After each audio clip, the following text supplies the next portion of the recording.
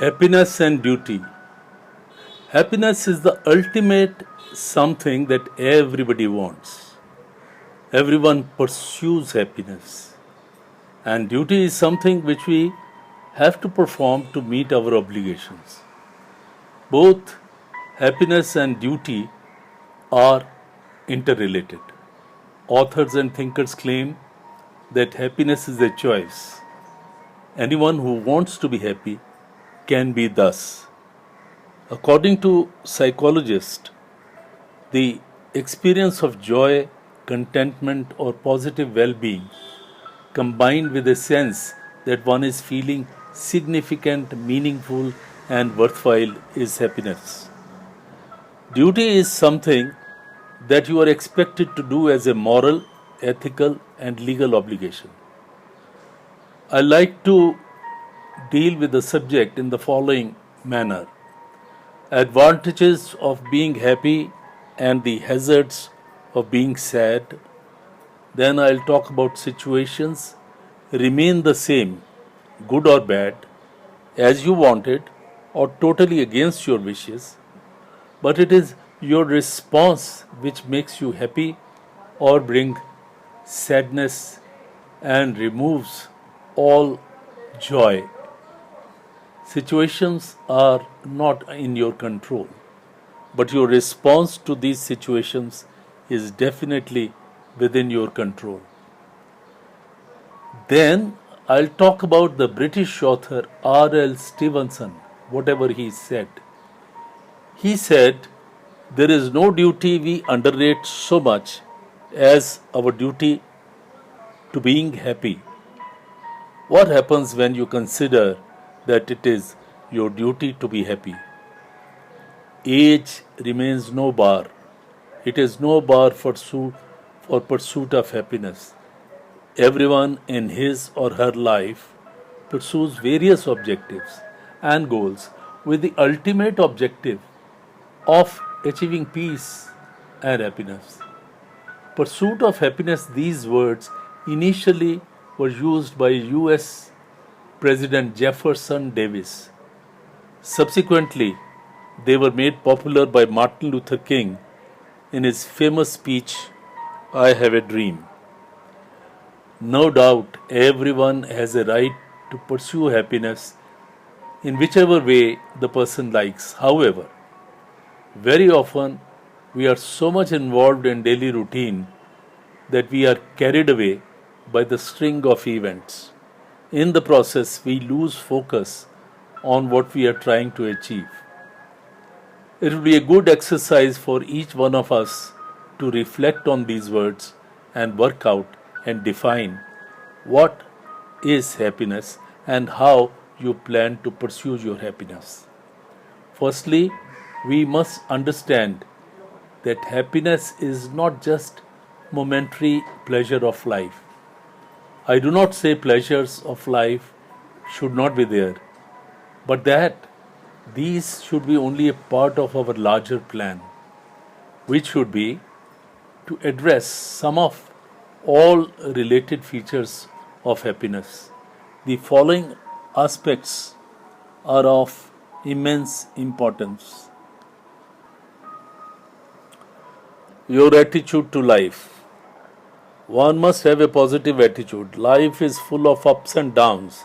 There could be challenges, successes, and failures. Positive attitude means just to accept these as a part of your life. You become a witness or an observer of what is going on. At the same time, use your discretion to take decisions. It is only then that we understand that we can remain composed and maintain our poise in turbulent times.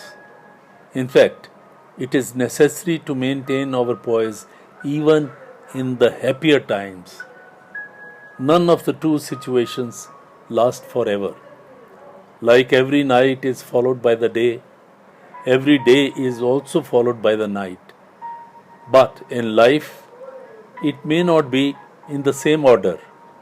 The duration also may vastly differ.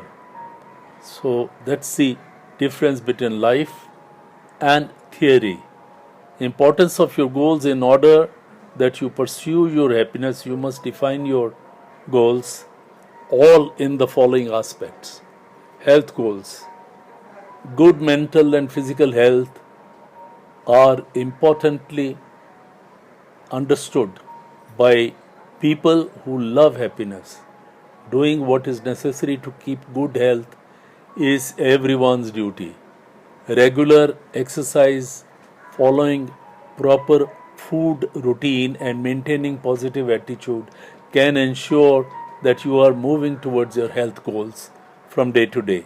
Yet, it is a continuous process to pursue throughout the life.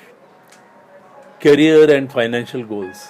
If you are successful in your career, it is expected that you will also do well in your financial goals and remain comfortable. But you have to find in tune of your objectives and follow the plan as devised. Your family is undoubtedly equally important and should feature in your pursuit of happiness according to your own Indian tradition. The importance of finance and family are critical in everybody's pursuit, everybody's duty. Then comes your social goals.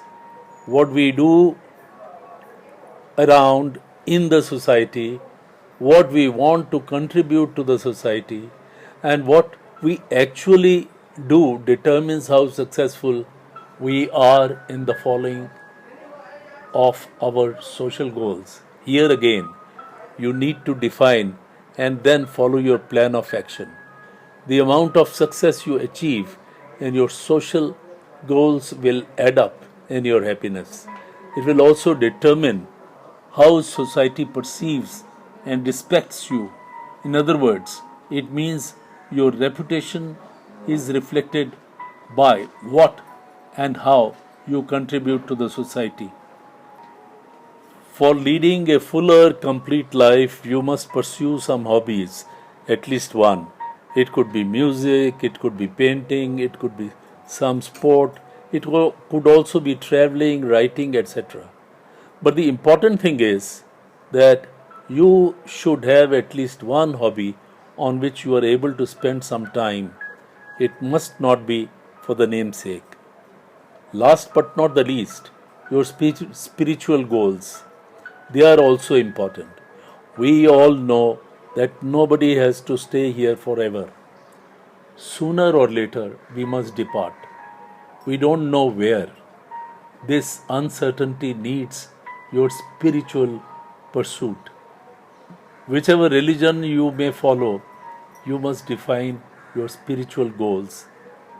These will eventually define how you are remembered after your departure. Thank you for listening.